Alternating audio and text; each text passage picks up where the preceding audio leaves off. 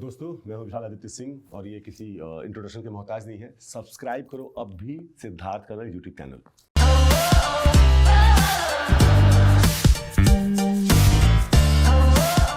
पहली बार जब मैं इनसे मिला था मैंने कहा चलो एक गेस्ट आ रहा है जिनके साथ मैं चैट शो करूंगा, बातें करूंगा, तफरी करूंगा, दिल से दिल का कुछ कनेक्शन हो जाएगा या नहीं होगा और फिर बोलेंगे टाटा बाय बाय। बट विशाल आदित्य सिंह के साथ मेरा ऐसा कनेक्शन हुआ, हालांकि टच में नहीं रहे बीच में, पर जब मुझे पता चला मुझे इनके साथ बातें करनी है, मैं जेन्युइनली बोल रहा हूं, I had a big smile on my face. मेरे भाई, thank you so much, thank you so much, So good to see you. Pleasure to see you. और स्पेशली मैंने भी डिमांड की थी कि मुझे आपके साथ इंटरव्यू करना है फिर से। अरे भाई, मेरा जब वो फोन कॉल आया मैंने कहा करना है, because I genuinely feel for you. Thank you so much भाई अभी तुम लीड कर रहे हो इन परशुराम। अब एक डिबेट चल रहा है यार, नहीं परशुराम जो कैरेक्टर है वो एक माइथोलॉजिकल कैरेक्टर है, कोई कहते हैं नहीं नहीं हिस्टोरिकल कैरेक्टर है, कोई कहते हैं no this is larger than life, भगवान का कैरेक्टर है। क्या है ये? डिबेट इसलिए डिबेट वर्ड को लेके चल रहा है कि हिस्ट्री और माइथोलॉजी में मिथ जो है ना, मिथ का मतलब होता है भ्रम या फिर ऐसी बातें जो आपको मतलब मिथ है, उसके बारे में कोई पुख्ता सबूत नहीं है या कुछ भी। हिस्ट्री है जो हमारा बीता हुआ कल है। तो अब जो है जब से क्या हुआ कि हमारे कल्चर में एक चेंज आया, जब से हमने पुरातत्व विभाग या इन सब चीज़ों से हिस्ट्री में जाके हमने अपने बुक्स या रिलेटिविटी ढूंढना चालू किया, तो कुछ कुछ चीज़ें मिलने लगी। जैसे बहुत सारे हैं, जैसे टेम्पल है जो हमारे वहाँ पे, कि उस समय आर्कियोलॉजिकल इतना डेवलप ही नहीं था कि वैसे टेम्पल बना सके साउथ में। जैसे राम सेतु पुल है, ऐसे ऐसे करके जब चीज़ें होने लगी तो लोग एक बहुत बड़ी संख्या ने बोला कि हम नहीं मानते कि हमारे जो कैरेक्टर्स हैं वो माइथोलॉजिकल है, क्योंकि वो टर्म्स आपने दिया है, मतलब वेस्टर्न कल्चर ने। हमारा टर्म ये है कि ये हमारी हिस्ट्री है। हमारे पास हालांकि पुख्ता नहीं है लेकिन प्रूवन बहुत चीज़ें हैं वेदों पुराणों में। थैंक गॉड कि मैं कैरेक्टर कर रहा हूँ तो मुझे ये सब जानने का मौका मिला, वरना इसके पहले मैं भी गुमशुदा तलाश केंद्र में घूम रहा था इधर उधर कहीं पे भी कि भाई कुछ पता ही नहीं है। लेकिन तो ये डिबेट ये है कि हम कह रहे हैं कि नहीं हमारी हिस्ट्री है, बाहर के लोग कहते हैं मिथ है। और मैं इस डिबेट के साथ जाना चाहता हूँ। मैं जानना चाहता हूँ कि अगर ये हिस्ट्री है तो प्रूवन हो, अगर ये मिथ है तो प्रूवन हो, क्योंकि हमारा कल्चर है यार। तो जी हाँ, परशुराम जी पे पहला शो बन रहा है, ये बना हुआ है और मैं बहुत ही ब्लेस्ड हूँ कि मुझे ये कैरेक्टर करने के लिए मिला है। बहुत ब्लेस्ड हूँ मैं। इनफैक्ट देखा जाए लास्ट टाइम हम लोगों ने बात किया था खतरों के खिलाड़ी के दौरान, जब आप बाहर आए थे। भाई एक टीवी एक्टर की जिंदगी में एक बहुत इनसिक्योर फेज होता है। वो बिग बॉस करते हैं, फिर खतरों के खिलाड़ी करते हैं, बीच में सन्नाटा होता है और फिर एक प्रोजेक्ट करते हैं। जब एक गैप्स होता है, खतरों के खिलाड़ी और परशुराम के बीच में बहुत बड़ा गैप था, राइट? हाँ।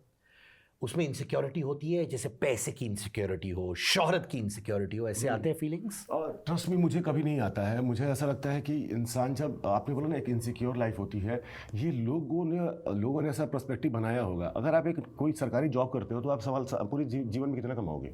आपका 35,000 रुपया अगर मतलब सैलरी होगा, या नॉर्मल एक आदमी ऑफिस में काम कर रहा है तो कितना सैलरी होगा? अभी अच्छा पढ़ा लिखा होगा तो 45-50, हाँ, साल का 12-5-60-6 लाख रुपए एक एक्टर एक महीने में कमा सकता है ये। बट हमारी जो सोच है ना, हमारे जो खर्च है ना, उसमें चोचलों में चली जाती हैं चीज़ें। एक नॉर्मल लाइफ में एक इंसान आराम से उस 60,000 में जीवन बिता रहा है, उसकी फैमिली खुश है। यहाँ पे एक इंसान खुश नहीं रह सकता सिंगल, क्योंकि उसने इर्द गिर्द इतने सारे ढकोसले, इतने सारी बेवकूफ़ियाँ बोलूँगा, इतने सारे कनेक्शन पाल रखे हैं ना फालतू के, जिनमें उनके सारे पैसे खत्म हो जा रहे हैं। वो अपने काम पे सिर्फ इसलिए जाना चाहते हैं, मुझे ऐसा लगता है कि उनको ये शोहरत मेंटेन करना है। मुझे मेंटेन नहीं करना है। मैंने पहले बार ही बोला था कि मैं 60 का रहूँ तो दाल चावल आटा इसी इंडस्ट्री से आए।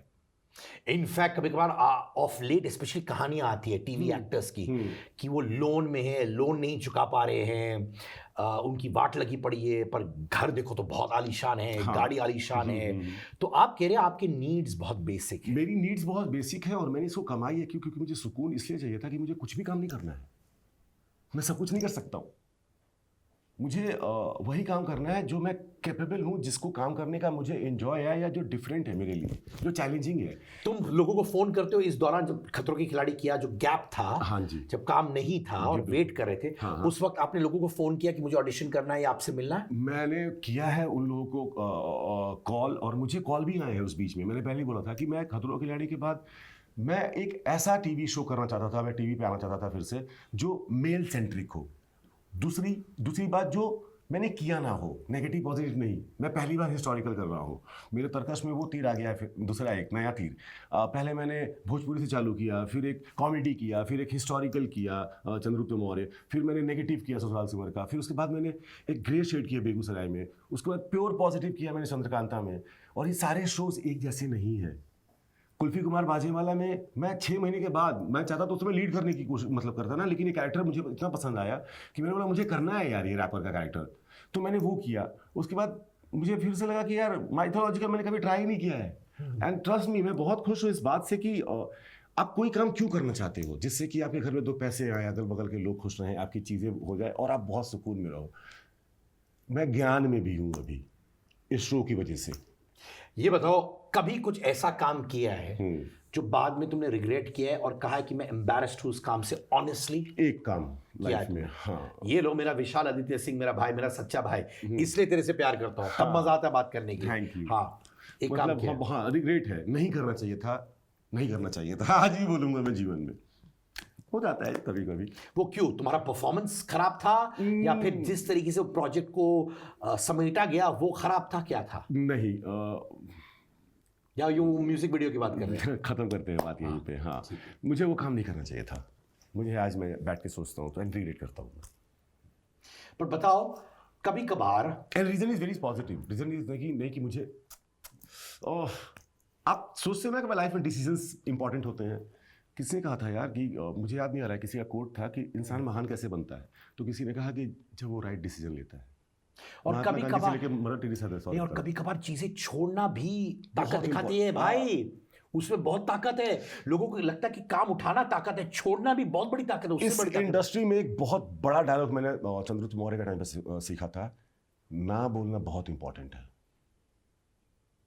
ना नहीं बोलोगे ना लाइफ में तो खत्म हो जाओगे। तुम बहुत ना बोलते हो? मैं बहुत ना नहीं बोलता, क्योंकि मेरे पास ऐसे भी नहीं है कि मेरे बहुत आते रहते हैं, ऐसा भी नहीं है भाई।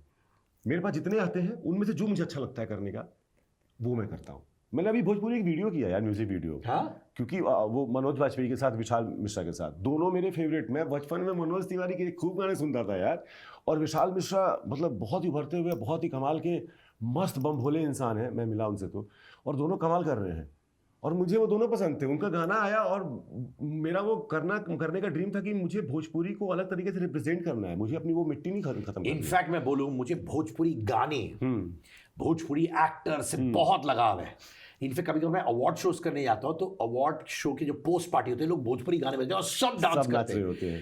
पर अनफॉर्चुनेटली दिखावे के चक्कर में कभी कभार Indian film industry Bhojpuri cinema को, एक्टर्स को, म्यूजिक को उस लेवल का रिस्पेक्ट नहीं देते। तुम्हें भी लगता है? नहीं लगता है मुझे। मैंने और ये क्यों? ये नहीं लगता है। देखो, शारदा सिन्हा एक ऐसी एक्ट्रेस है ना, भरत सिंह हो गए, मनोज तिवारी हो गए यार, पवन सिंह हो गया, निरहुआ हो गए, और वो ये लोग कितने बड़े नाम हैं। और क्या फॉलोइंग है क्या भाई, फॉलोइंग है।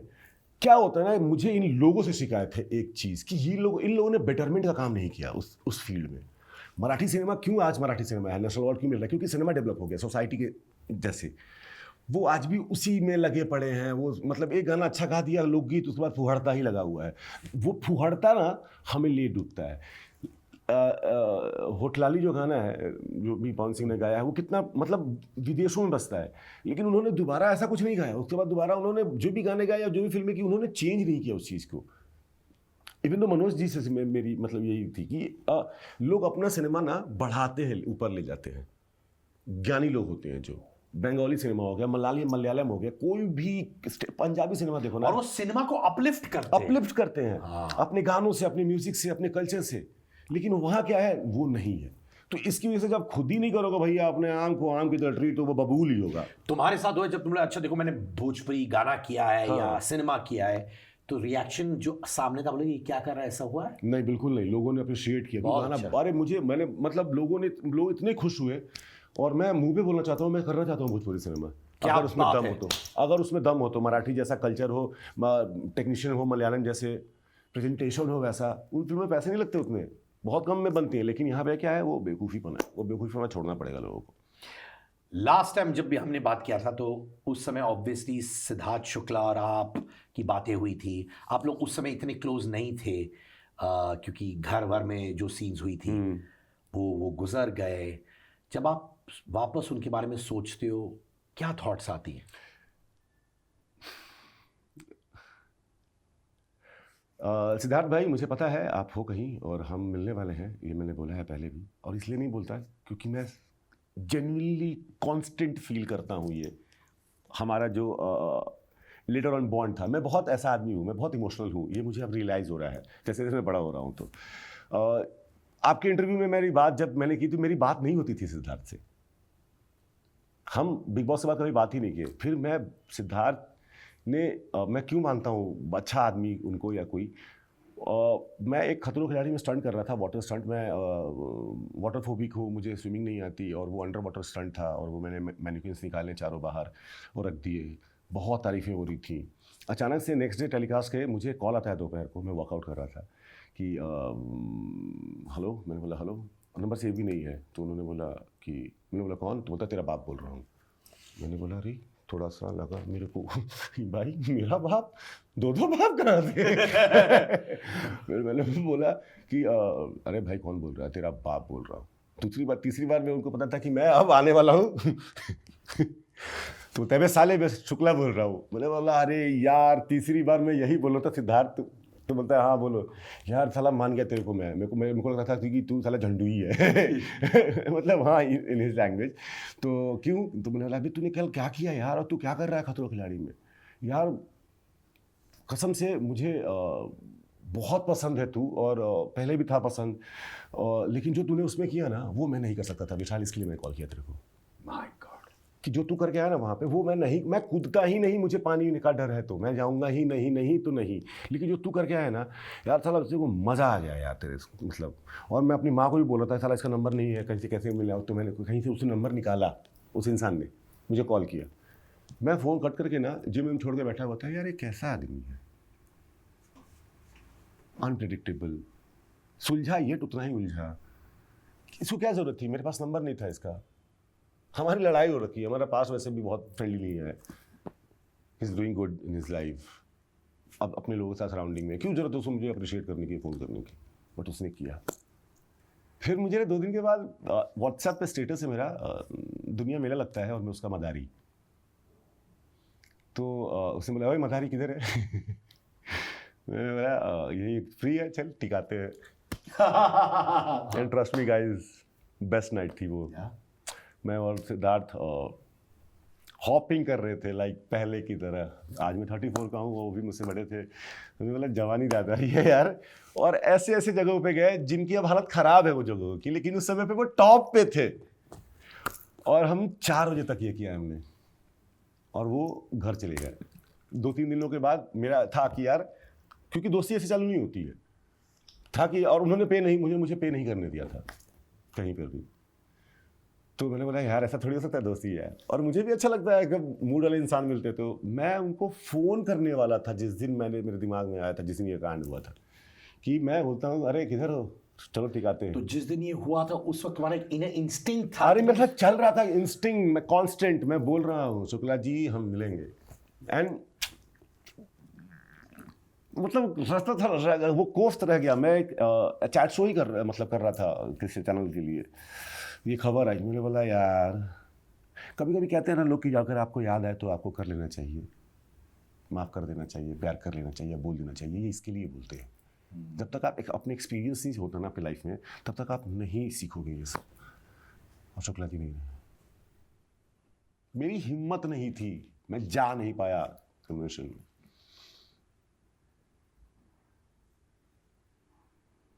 और मैं तब से यही सोच रहा हूं कि क्यों, वाई।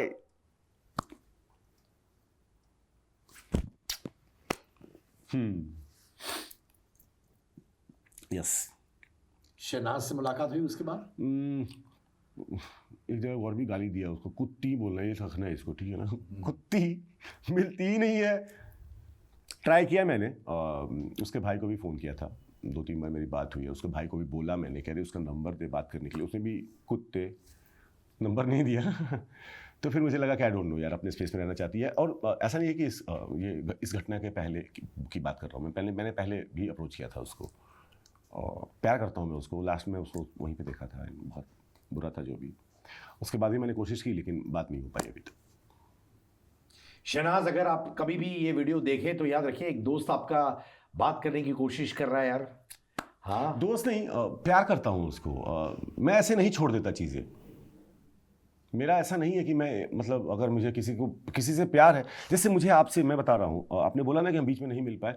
मैं नहीं हूँ, मैं नहीं मिल पाऊंगा इस वीडियो के बाद भी, मैं बहुत फ्रैंकली बोल रहा हूँ। लेकिन प्यार ऐसा ही रहेगा, जब भी मैं आपको देखूंगा ना तो ऐसा नहीं लगेगा कि अरे यार इस विशाल को मैं 2 साल पहले मिला था या 1 साल पहले मिला था। आपको लगेगा यार इसको तो कल ही मिला हूँ मैं, और वो मैं फीलिंग दूंगा क्योंकि मैं ऐसा ही प्यार करता हूँ लोगों को, और मैं ऐसा ही हूँ।